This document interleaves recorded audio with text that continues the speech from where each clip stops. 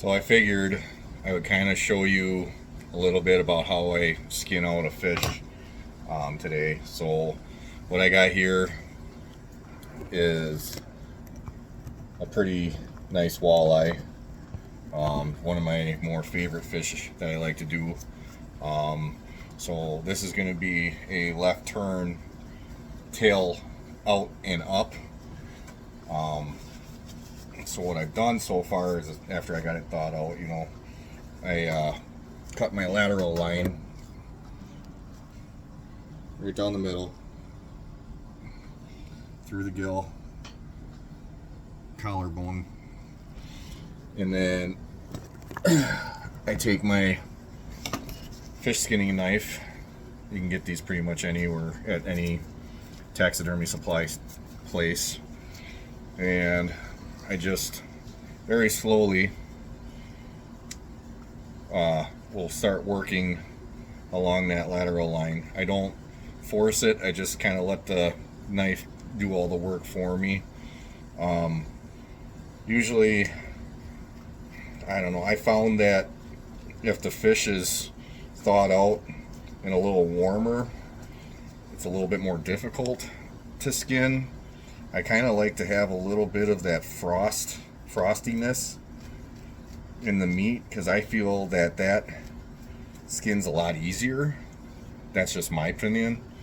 I mean, I know others are probably going to disagree with me on that, but I think when the meat is warmer, it tends to stick to the skin a little bit more, and it gets to be a little bit messier.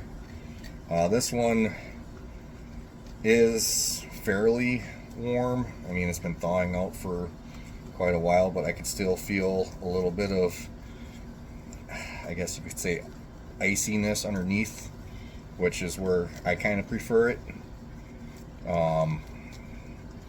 So yeah, that's my personal opinion. I know some people might say, hey, you're doing this wrong, but this is just kind of the way I do it.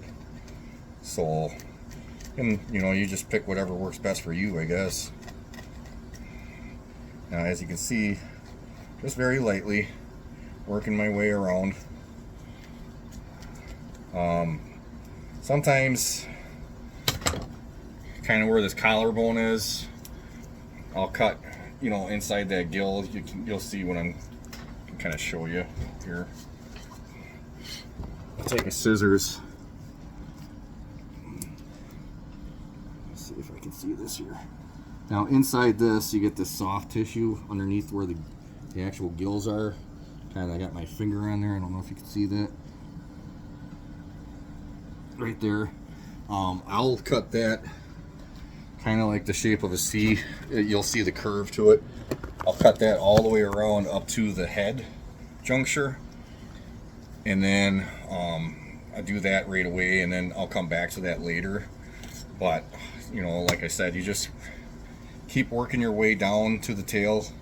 You'll find that when you get to the tail area, it's a little bit more difficult, especially on a walleye, because there's a lot of tendons, or I guess I would call them tendons, that hold the skin a little bit more, and they're just a little bit more difficult to get through.